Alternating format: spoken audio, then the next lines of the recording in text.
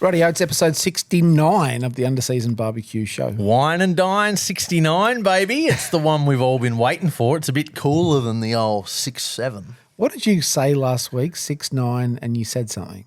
Dinner for two with a view. Let's see who's doing our intro today. I'm Big Red. I'm Big GC. I'm Wookie. It's only Mick. And you're watching Underseason Barbecue.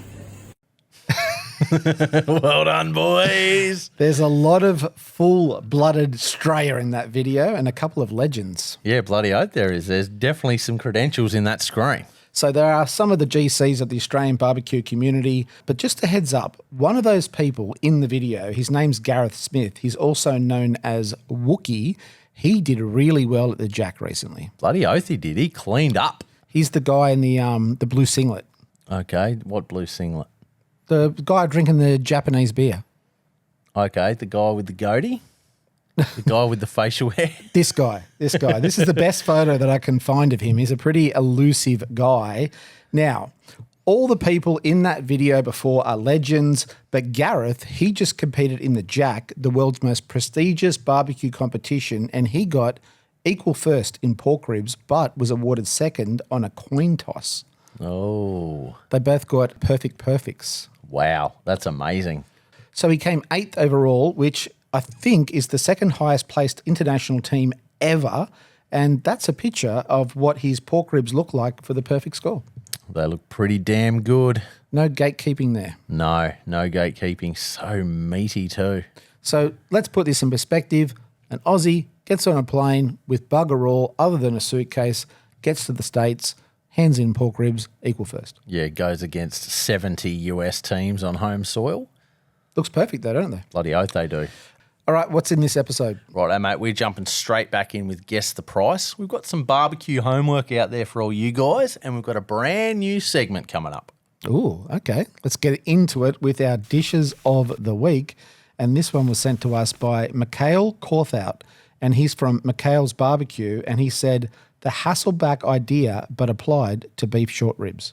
Yes, please. They look great, hey? It's like beef and chips elevated. So what we're looking at here is beef ribs, and there is beautiful, crispy slices of potato in between, what would you say, like little slices of the beef rib? Yeah, well, he's basically Hasselbacked the beef rib itself, not the potato, and inserted the little potato chips in there. It's almost like a Stegosaurus dino rib. So it's like a beef and potato mohawk. Like an oath it is. With dandruff. Yeah. So he sliced the beef ribs before cooking them for better flavour and to create the slots for the potato slices, and then he cooked them low and slow. He then filled them with thin potato slices, basted in a parsley, garlic butter, and finished with a grating of parmesan. And that looks like an amazing bite. Smoked meat, potatoes and cheese with a handle. You can't go wrong. That's it. And by slicing the beef before he cooks it, he's essentially created more surface area for bark and smoke penetration. Yeah, correct. Great idea.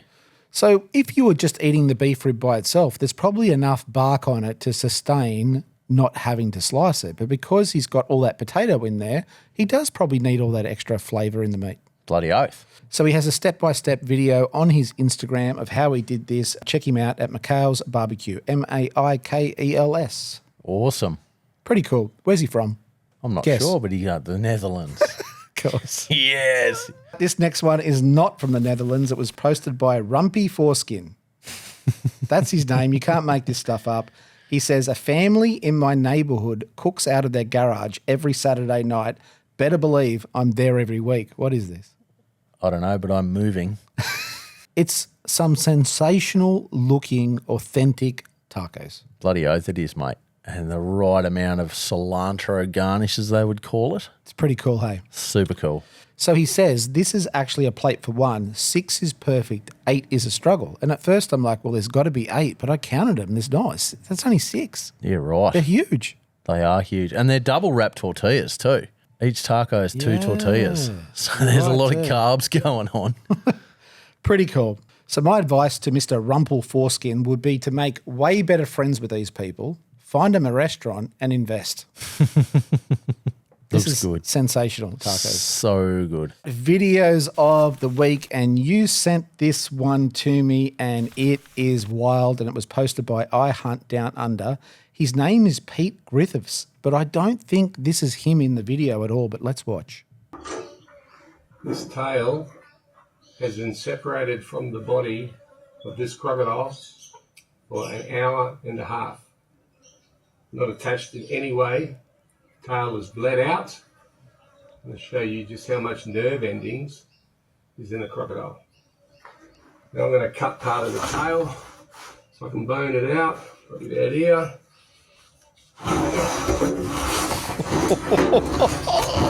Now people think this might be cruel, but it's not attached to the fucking body. An hour and a half. Okay. Oh, fuck, man. Wow, it's still just like...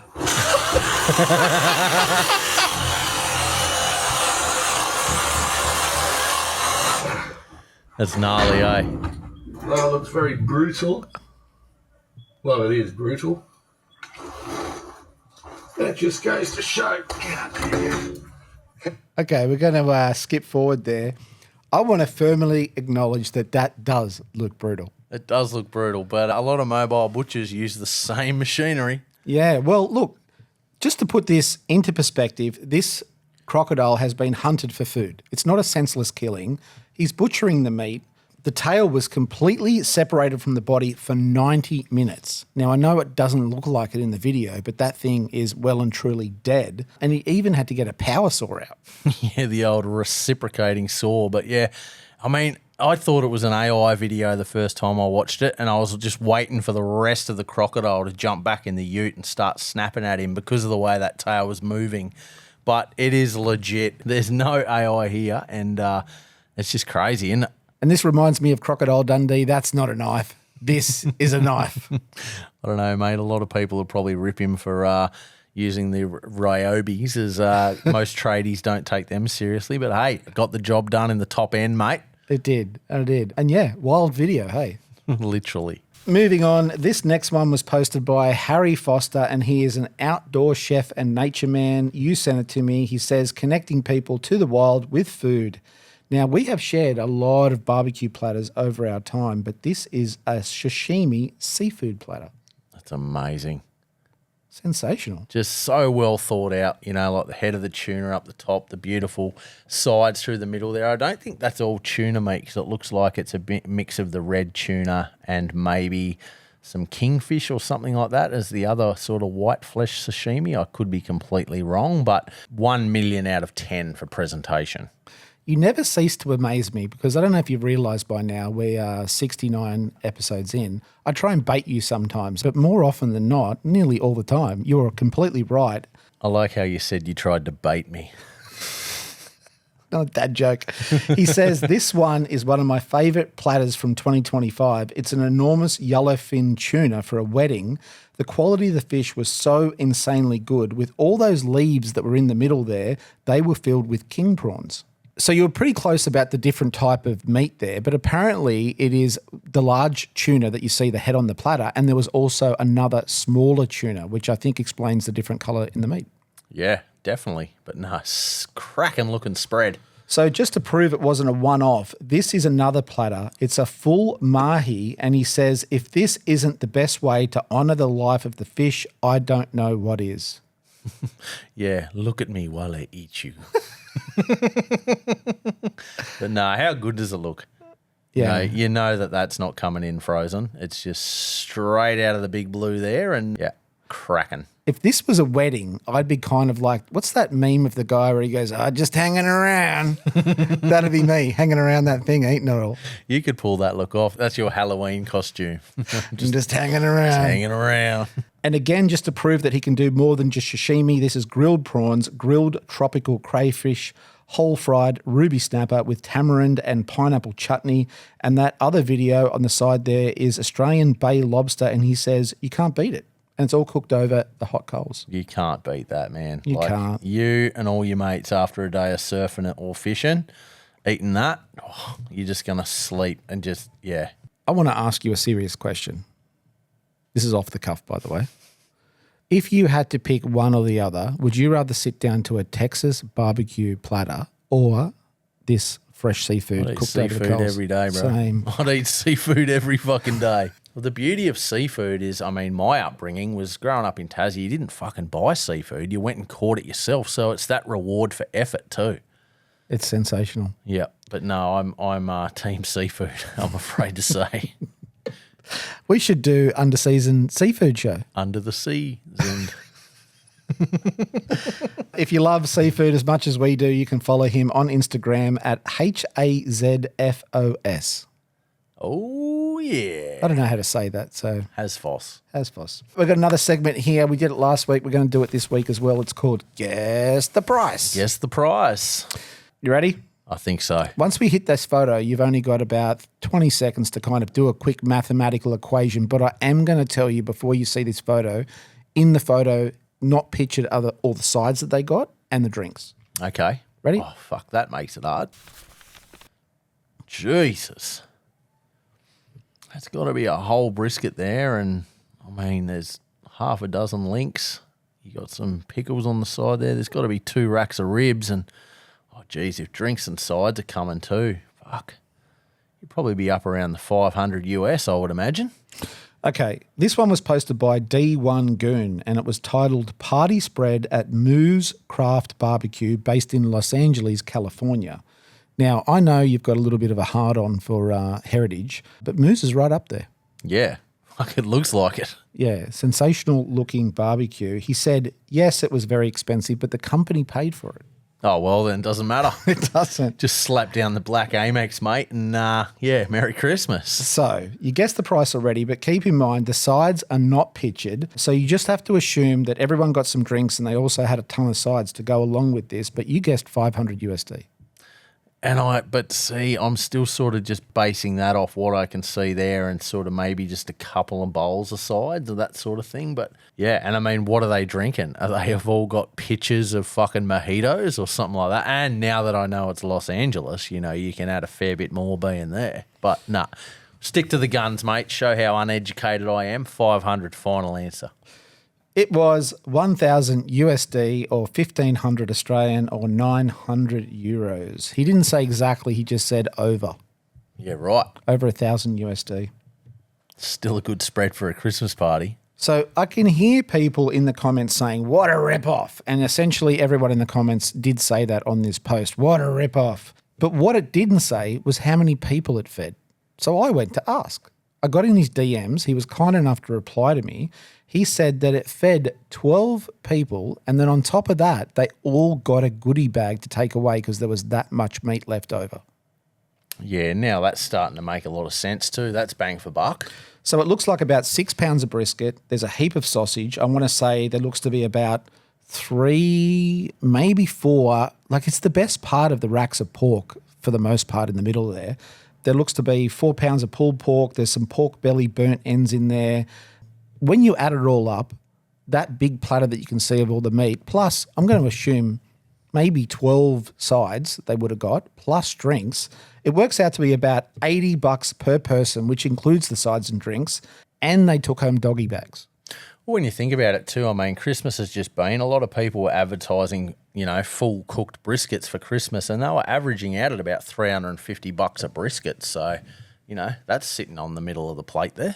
Yeah, that's a whole brisket there, really, isn't it? Yeah. So not only was it $80 a head, they got all the meat they could eat. They got to take a heap home. They got sides. They got drinks. And on top of that, this is some of the best barbecue in America. I think that's actually pretty good value. I think so. So what people should be saying, instead of, oh, you got ripped off, they should be saying, where do you work, mate, so we can apply for a job? That's exactly right. Because if my boss was feeding me like this and I'm my own boss and I'm too stingy to do this, but fucking this is sensational. Yeah, bro. So this beats the old, I don't know, what you have in America, but in Australia, you know, they put on sausage sizzles to reward the staff. I mean, this is, I'd rather work here. Yeah, that's exactly right. Better than the old Domino's pizza party. So before we move on, it is also worth noting that out of the $1,000, nearly 250 of it, so 1/4, would just be sales tax, so the California sales tax, and the service charge, aka the tip. Yeah, brutal. And if you're still sitting there saying, it's still a rip-off, well, he did say this is the best barbecue in LA. There you go. Let's move on to talking points, and I've got an interesting one for you, and it's a serious question here, and it was posted by Salute, S-L-U-T. You can't make that up. That's their name, and they say, starting my first kitchen job, are these good knives for a high-volume prep cook? Oh, well, they've got gold on them, so you would assume so. And, I mean, Paris has got a pretty good reputation of going under the knife, so... yeah, this should be pretty good. It's hot. It's hot. So this is a Paris Hilton 10-piece cutlery block set. With the iconic heart-shaped block. So Cuck Lord Swiper said, no, you should not bring these in. Someone might steal them.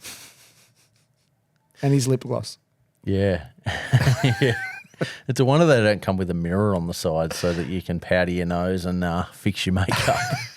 Taint Liquor said, absolutely. Make sure to bring the block too, just so they know you're serious. Fucking oath, mate. First impressions are everything.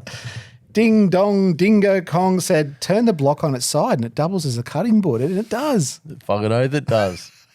So Only Spoilers said, don't forget to complete the set with her 7-inch cleaver. Jeez, it's even got the little heart-shaped hangy bit. You think a 7-inch cleaver is going to be enough for her? Probably wouldn't touch the sides, mate. But anyway, enough about that. And finally, if you're looking to get into prep work, like if you're serious about getting into a kitchen to do prep work in a professional kitchen and you don't have the money yet to drop on a full block set, we found these on Facebook Marketplace for $5. They are new, unopened, and they come from a smoke-free home, which is a bonus because you don't want your new knives smelling like cigarette smoke. So it's porch pickup only in Boyertown, Pennsylvania. Be always a bit wary of the old porch pickup only, especially if they're selling knives. Slay, bro. Get into it.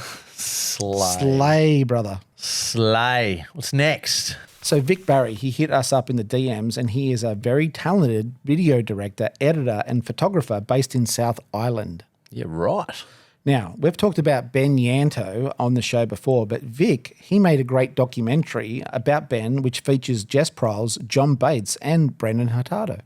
I have actually watched this, and this is your homework, guys. Jump on YouTube, check it out. It's a fucking brilliantly shot little mini doc, and yeah, you get a little bit of an insight into what this guy's going through, and it's just, you know, the side product is amazing barbecue too, so feast your eyes. So the documentary is called One Shot, the Ben Yanto story, and it follows Ben through the heart of Texas barbecue, beyond the smoke and fire, showcasing his transition from a stable 20-year career in a military bank to pursuing his passion for barbecue photography full-time.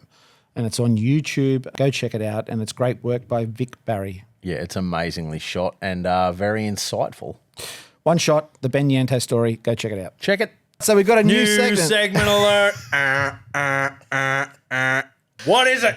Well, our numbers are going down, so we need to shake things up a little bit. And our new segment is going to be called, What Is It? What is it?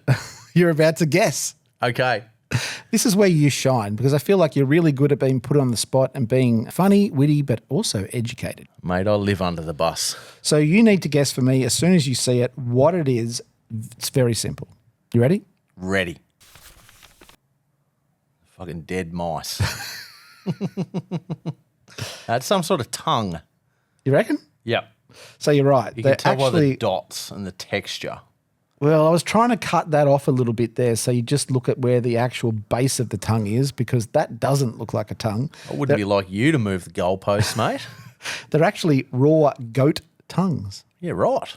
So it was posted by Ronald Vojan. I think he's a butcher from the Philippines, and apparently you cook it similar to beef tongue. You braise it and you serve it tapa style, like a little snack. You're right. Yeah, it's not on the menu. I've got notes here that says don't get any ideas about putting it on the menu. Do you have any good recipes for goat tongue? No, but they'd make good weapons if you wanted to slap your wife around the kitchen in them. But no, I don't like have any. nunchucks. Yeah, like the old paper towel flick, but use a goat tongue. But I don't have any good tongue recipes, mate. Let's move on. What is this? This is a bionic pig. They do a lot of movies about killer pigs and things like that, don't they? Yeah, that's it. This is like the T1000 pig version. So it was posted by Diane Pong, and he says, this was on a leg of lamb. I found it when the bandsaw hit it. It ruined the blade. Anyone else ever seen anything like this? No. I'm surprised at the abattoir it didn't get picked up in the metal detector. Yeah, that's it. And like it's crazy to think that like it's a broken leg. While quite often in a farm situation, if an animal becomes lame, you just sort of unfortunately end its life there and then. But I mean, this must have been a prized animal for him to, perform. That's a proper veterinarian done surgery. Yeah. So my guess is either at some point, I think you're right, it was a breeding ram or a show stud or a farm pet, and it suffered a break. And for whatever reason, they thought that it was important enough to get a vet to put a plate in. And if you look closely, the bone has grown over a lot of that plate. So I think this animal, whatever it was, has gone on to live a longer life than would have otherwise happened. Yeah, that's it. Next. Oh, God, they've got to be ball bags. They're baby dolphins. Oh, they are. Now that I look again. It was posted by Buck High Salim, and he says, what is a torpedo called at your place, friend? So they might look like little baby dolphins, but they're either goats, sheep, or bull testicles. In the Middle East, they're known as torpedoes. In the United States, they call them Rocky Mountain oysters, and the English used to call them fries. Yeah, right. You can keep your fries. So generally speaking, you need to skin them, parboil them, slice them, and then fry them. And empty them, you would imagine. What's in there? Little baby goats.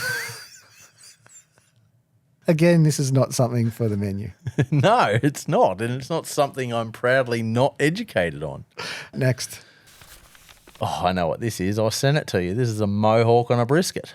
It looks like a couple of mohawks. Bloody oath it does. This just goes to show that not every brisket that comes in has been had the care taken in the boning room before they've cryovac it. So this one was posted by the Bearded Pig AU, and he says, sometimes briskets come out of the package looking a bit like a Fallout cow. Have you been watching Fallout? No. That's such a good show. It's on Amazon Prime, I want to say. But seriously, why does this one have 3 fins, he says? No, that's it. Maybe this is the grown-up dolphin from the previous slide. He says, lucky our team knows how to fix anything that comes their way, and Jack was able to bring her back to normalcy here. Knowing how to navigate these what-the-fuck moments is so important. Otherwise, a $160 piece of meat would have been destined for the grinder. He's kind of brought this brisket back to life. Yeah, it's very aerodynamic and somewhat uniform now, but yeah, no one's going to throw the waste in the bin, that's for sure. It becomes tallow or sausage mince. Good save. Yeah, it's still got a solid coating of fat on it, but from the looks of it, it's all nice soft fat. Yeah, that's it. And I don't think this is the final product of said brisket, but I did see this on their Instagram, and that is a mean-looking brisket burger, epic work by the Bearded Pig AU. Hell yeah, we love the guys down there and slinging some good Q. Yep, check them out on Instagram. Moving on to products. So these hot sauces were sent in to us by That Hot Sauce Shop for us to try. And that one in the middle there, that is a collab with Surly's. And it's a really cool bar/barbecue/country music venue in Sydney, Australia. And I think you should try it right now on the show. Right, ready? then. I'm going to bring it out. I think I'm ready. Okay. Whoa, crazy, man. So that's the Surly's collab, which is called Slap Sauce. So I want you to give it a try. It's a lemon garlic tingle. There's a couple of other ones here. Uncle Mango's, it's a sweet and sour. Ooh, on the nose, it's definitely lemony. Habanero Agorgo. Oh, yeah. Bro, Is it good? that with a fish curry. Fish curry. Try that. Yep. Oh, it's got a kick to it, doesn't it? Do the Mexicans know about this? It's got lemon in it. Lemon and coconut too, I think. I'm going to leave that there for the rest of the episode. A big thanks to That Hot Sauce Shop for sending those into us, and we can't wait to try the rest of them. Send bloody sational. Today we are wearing the Tribe Black Edition. It's a T-shirt and it's a collaboration from our good friend and very talented pitmaster and chef Matt Black in support of the Burnt Chef Project. Yeah, I've got a lot of time for Matt. I mean, I didn't discover this guy until the inception of this show, and we've both ended up on each other's radars, and I feel like I've known this guy for a lot of my life, but we've never actually met. But yeah, he's a beautiful human, and he's obviously representing that's close to him because, I mean, mental health in kitchens is, you know, usually severely overlooked because chefs are just meant to be these, you know, big, burly, tough people that just get on with things. But the truth of the matter is that's not the case. And yeah, the figures are starting to show that there needs to be more done. Well, the organisation, The Burnt Chef, it's a charity that supports hospitality workers, providing a 24-hour helpline, training resources, seminars. They even have their own podcast, and they've helped people in 184 countries. Amazing. It's a trade that struggles with mental health, and it has a disproportionately high burnout rate. So I would think that this is a much-needed organisation. Yeah, bloody oath, mate. So the shirt itself features some Maori artwork representing the hammerhead shark, symbolising strength, courage, resilience, and a strong fighting spirit. You can get yours today at tribeapparel.co.uk. Cool design. Super cool design. I'm going to wear this one with pride outside of the studio. And yeah, love you, Matty. Legend. These ones were sent in to us by the Nomad Chili Company, and they are a hot sauce company based out of Ballarat in Victoria, Australia. And I've just realised we've had them up in the studio before. I think they've been in the background there, but we've never talked about it. We've never given them a plug. Yeah, that's it. And I've tried their sauces and they're bloody fantastic. Now, I think they sent us in like 3, but I've only got 2 left, I think. Yeah, Jay's been dipping into the honey pot. So this is them. They have a jalapeno verde. They have a tamarind gold. I love tamarind as a flavour. They have a barbecue sauce. They have a habanero roja, and they also have a Reaper roja, but I'm going to stay away from that one. Yeah, I love Reapers until it enters my mouth. What about when it comes out the other end? I see. I don't normally get the other end unless it's like a really, like if I ate a Reaper pod right now, it'd bust me, but it wouldn't get me on the other end. It's only when you start throwing in preservatives and concentrates and, you know, those sorts of things in the mix that they sort of digest a lot more brutally. So they're great sauces. Check them out at nomadchilico.com. Hell yeah. We've got a lot of sauces that we try and use, but we don't really plug sauces that aren't good. No, we've been absolutely spoilt. But see, the problem is too is the deliveries come in thick and fast and we try something, we're like, oh, that's great. I'm going to cook with that one day. And then it just goes on the shelf and the next batch of sauces that comes in gets put in front of it. But going to try and do a little bit more on the show with the sauces. But I mean, a lot of these, they just make their way to our home kitchens. And the tamarind one's at home and I'm pretty sure it's half gone. Have a go, mate. Should be all gone. Have a go. Rightio, let's move on to Pitbuilders, and I have meaning to do this one for a very long time. It was sent in to us by Alex Rodriguez, and he says, "Hey legends, I've been on a full-blown binge of all your shows lately, trying to catch up on everything that I've missed." So how long ago did you send this? Like about episode 50? Yeah, it was a little while ago, and I've been meaning to get around it, but sometimes some of the segments require a little bit of research. And like we said with the sauces before, something new comes in, it's hard. But what I want to say is if you've sent something in to us and for whatever reason we've missed it just because it's got buried in the DMs, don't be afraid to keep sending us stuff. We'll eventually get to it. We do our best, but more stuff comes in than we can put in a, what should be a 30-minute segment, but is turning into an hour-long segment every week. It's a hectic DM list, that's for sure. But Jay just also keeps making fucking lists, so... So he says that he's a full-time barbecue tragic. If he's not firing up the grill, you'll find him in the garage, sparks flying, building something out of metal. Usually it's a barbecue or perilla. He's a pretty handy guy. Bloody oath he is. I need a perilla at home. Where would you put it? Oh, yeah, that's pretty good because I got a timber deck and I wouldn't trust it. You just drain the pool, mate. But at the same time, I just think perillas are so versatile. Oh, they look so good. And I think also, too, by seeing it out there, like you can leave your smoker out there and not be too bothered if it's not getting used. But something like this, it's just going to be beckoning you to saying, hey, come and cook on me. You can also cook everything on it. Yeah. Whereas a smoker, you're kind of limited to low and slow, and then so you've got to have multiple grills. But I feel like you can still low and slow on this thing. Yeah, not as well as you could an enclosed smoker, but I mean you can still get the. I mean I wouldn't go doing too many long cooked briskets on this, but Whatever's in between hot and fast and low and slow, that's what this does. that's it. I mean you could do some proper live fire beef ribs or something like that, and that'd scratch your brisket itch.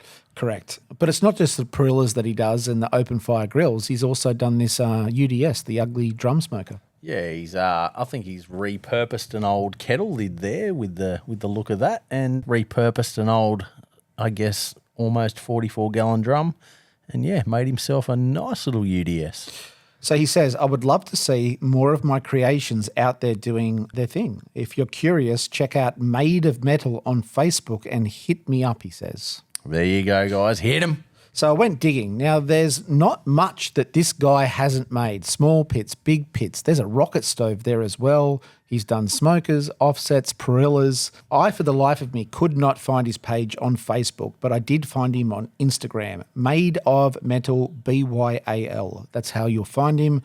Check him out, and thanks for sending that in. Bloody oath. Good looking gear. Very cool.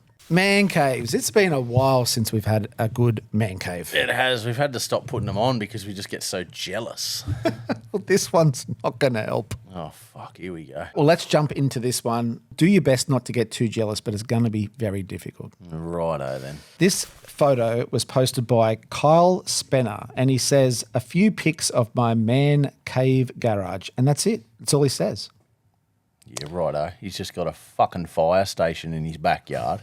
So it's a massive, like you said, firehouse with big firehouse doors with a Texaco garage theme. It looks fantastic. Mate, I don't know how many people show up thinking they can get fucking their car serviced at this joint, realising it's just like, no, it's just for me. Well, speaking of cars, we're going to go through some of the images and you can talk me through what you're looking at. Cool car. Cool car. Cool car. If you want to know types of cars, I don't know. It's cool though.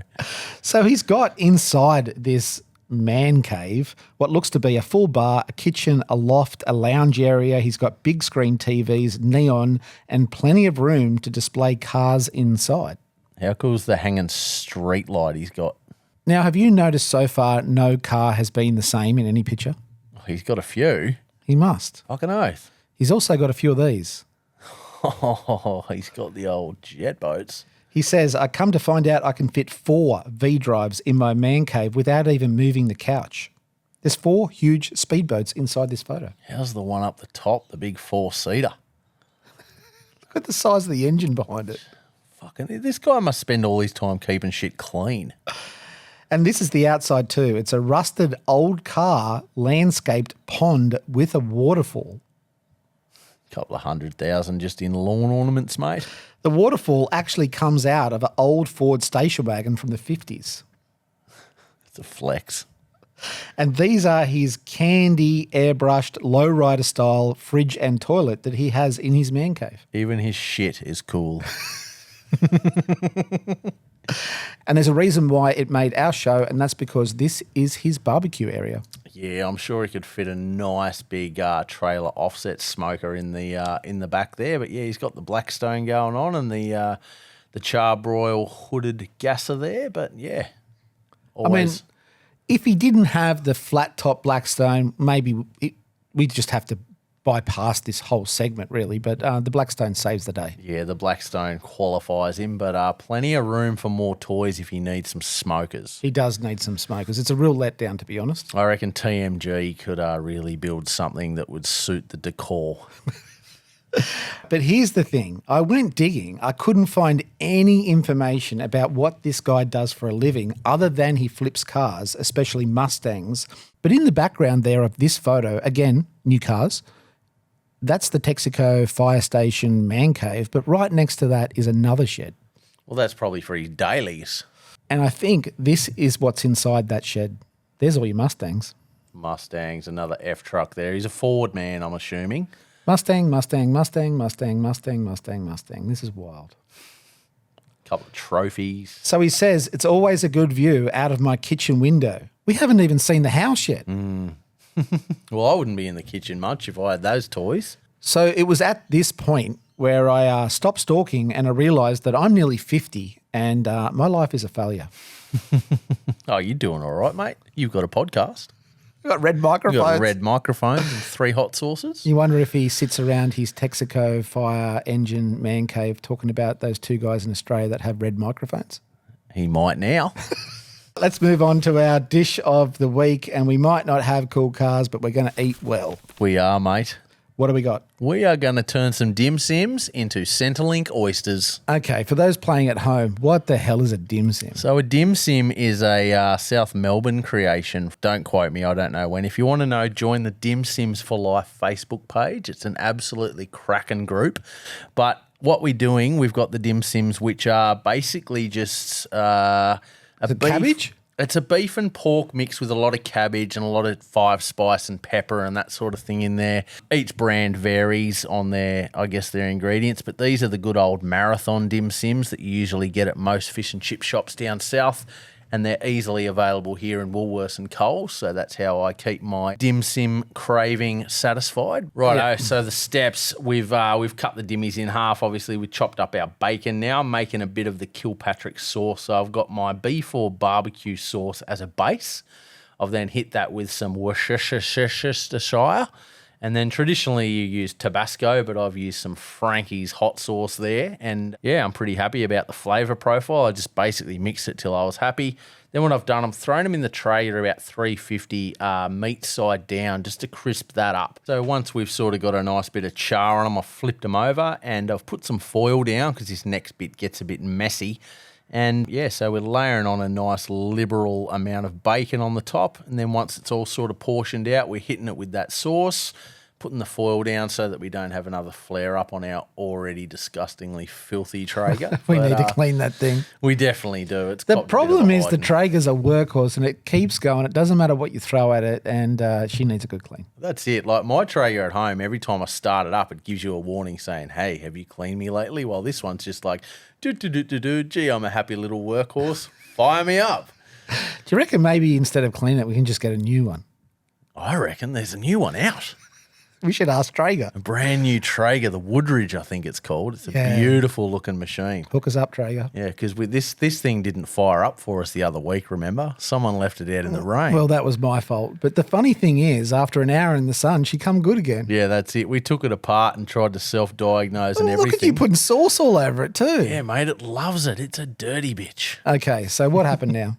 Righto, so we put those in. We hit the super smoke. We brought it down nice and low because I wasn't in a rush.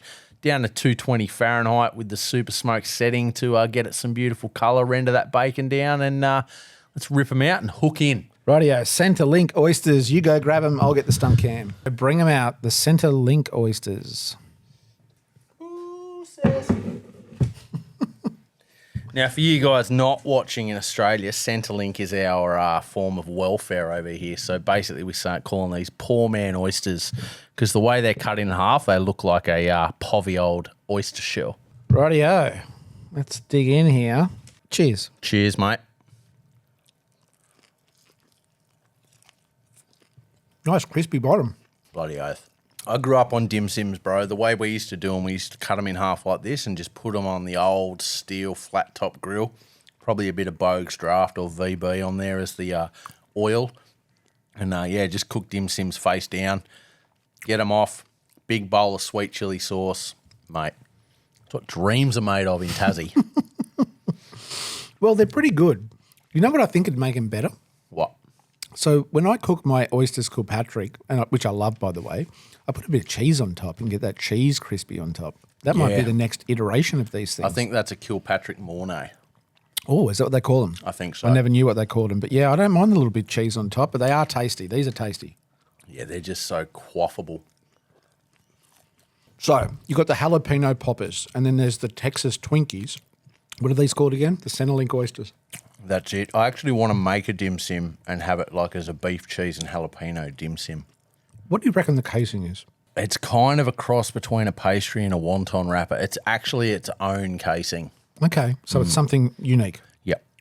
But it becomes crispy. It acts as the vessel for the meat and the cabbage on the inside.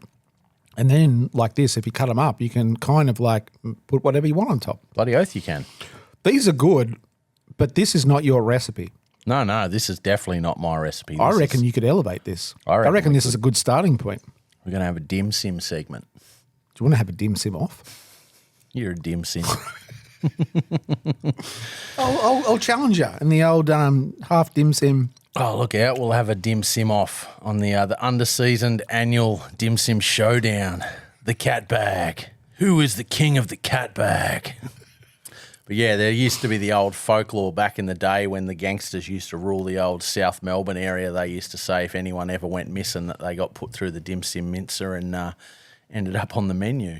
And then we got them and put some fancy ingredients on top and smoked them. Fuck, they were good. Let's move on with the rest of the episode so that we can finish those off. This is the fuck up of the week. You haven't seen this photo, but I want you to tell me what it is. Let's go. It was posted by Keeping Me Honest, and he says, I went to start the barbecue today, and this is what I saw when I lifted the lid. Well, it's about to be a house fire.